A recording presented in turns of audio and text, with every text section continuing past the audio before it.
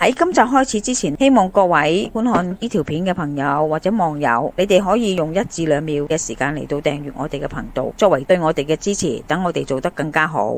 過完時節之後，乜嘢會係最多嘅呢？就係生果啦。天氣嘅問題啊，佢會爛得好快，所以我哋要盡快去食咗佢啦。就係煲玫瑰花茶啦。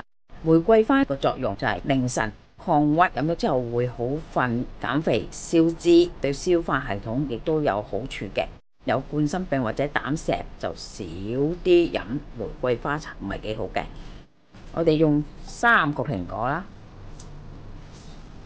或想甜啲啊，咁咪4個蘋果咯。去煲一個玫瑰花茶，就咁樣配搭啦。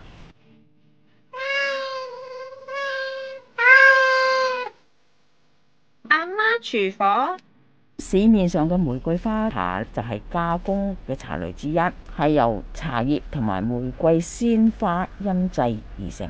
咁半開花嗰個玫瑰花呢，係品質最佳嘅。咁花類嘅藥性呢，可以行氣活血，最佳服用嘅氣候就喺春夏季啦。咁有人會問，係唔係所有嘅玫瑰花都可以食用㗎？答案就係有一啲或者含有毒嘅成分，所以唔好胡亂隨便嚟到進食啦。如果唔係自己種，更加唔贊成去食啦。因為鮮花喺付運之前啊，通常都會噴灑一啲保鮮劑啊，或者你化學藥嘅。邊啲可以食嘅呢？就有幾類嘅。進口嘅就有保加利亞同埋摩洛哥嘅大馬士革玫瑰、法國嘅千葉玫瑰。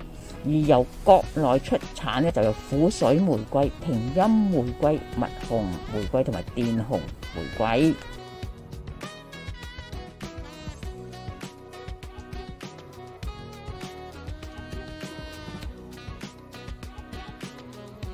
千葉玫瑰就係法拉斯玫瑰啦，係食用玫瑰裏邊最大名氣同埋珍貴嘅。佢係法國香水嘅靈魂，一年呢只係開1次花嘅啫。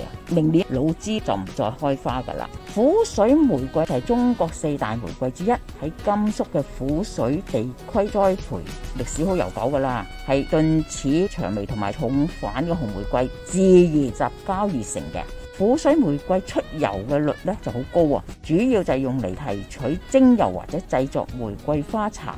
蜜紅玫瑰就係一種重要嘅食用品種啦，喺北方咧稱為朱蜜膠輝。蜜紅咧查實就係月桂嚟嘅，由德國 W. Cordis 1935年就用雜種嘅香水月桂同埋雜種長春花月桂雜交而成嘅。一開始就係作為切花品種，因為佢嘅色素含量高啊，因為深紅裏邊就帶啲黑紅色質感啊，就好似絲絨咁。除咗愛嚟製作香料之外，仲可以製茶或者醬。啲玫瑰花始終都係沖一沖穩陣啲。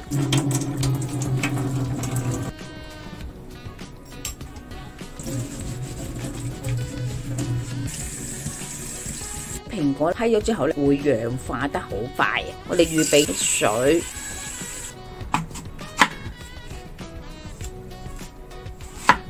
蘋果落去煲先，就唔冚蓋，所以會清啲，慢慢煲。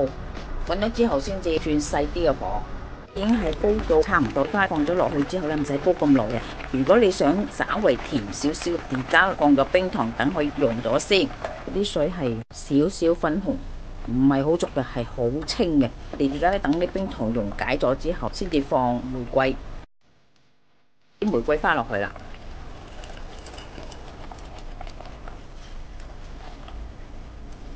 較小火啦嚇，因為佢唔可以受熱㗎。我哋煲佢一陣間，熄咗火焗佢一焗，等嗰啲味出嚟。有一種特別嘅氣味，就係帶少少甘香味啊！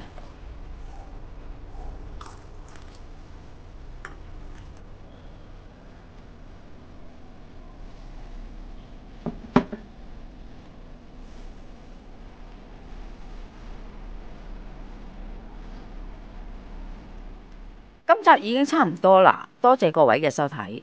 詳細食譜我哋會上傳喺 Facebook 嘅專頁裏邊，有興趣嘅話可以查閱。另外，如果喜歡我哋頻道嘅話呢，可以訂閱我哋嘅頻道，以作對我哋嘅支持。希望大家喜歡，我哋下集再見啦，拜拜。